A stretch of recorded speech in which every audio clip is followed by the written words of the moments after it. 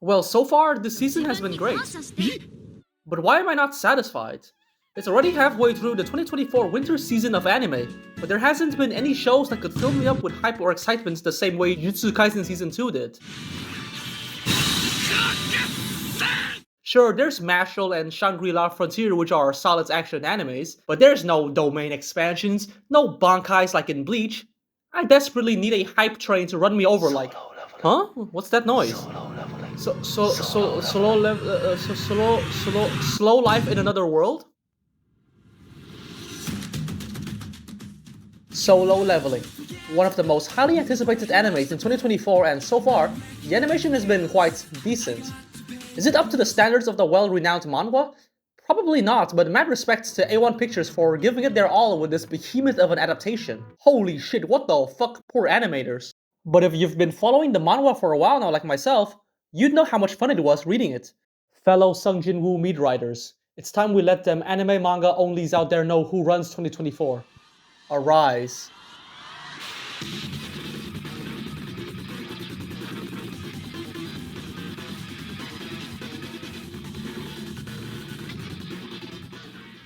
One thing I find interesting is that from what I've seen, there are only two main opinions out there when it comes to Solo Leveling. Either you're a massive Solo Leveling fan and you love everything about it, or you think it's overrated and wants nothing to do with it.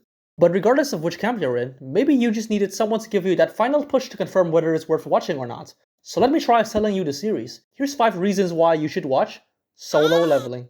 Reason number 1, the protagonist, Sung Jin-woo. As an average Solo Leveling fan myself, I can't go on without a second of not riding our Korean Lord's meat.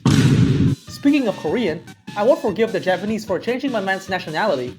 Hey, wait a second. You're Japanese, aren't you? I am. Why do you ask? In that case, watch your damn bag!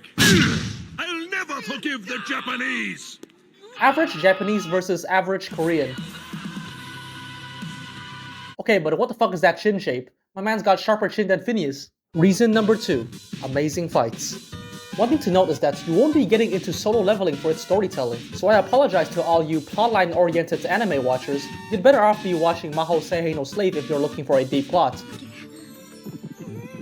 Yeah, this shit's got better plot than One Piece for sure. But I assure you that if you keep watching the anime, or better yet, read the manhwa, there will be tons of epic fights that will leave you in awe. Not to mention, the art style is fucking orgasmic.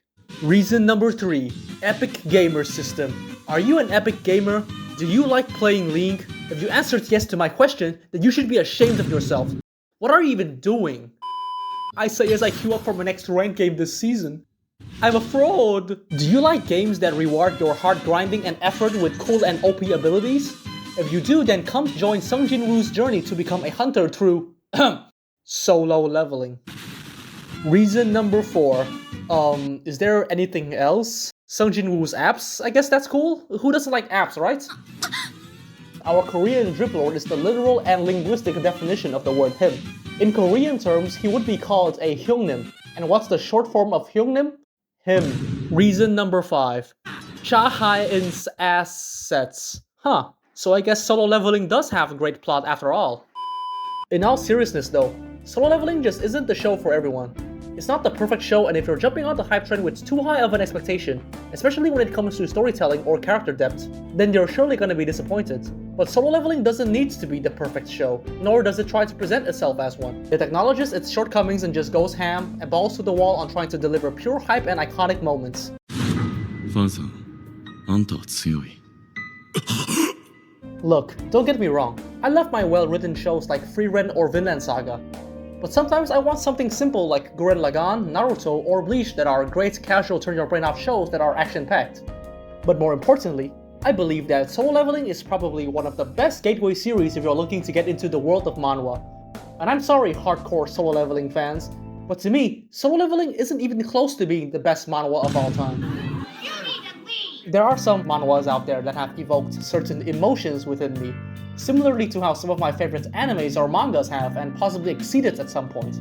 Which is why I believe you should definitely try out Solo Leveling, especially if it's your first exposure to manhwa. I'm aware that it's not the first manhwa to get an anime adaptation, but it's got a very simple plotline, the art is also fucking amazing, so it'll be really easy to get into and binge. To me, Solo Leveling is pretty much like the Dragon Ball of the manhwa world, if that makes sense.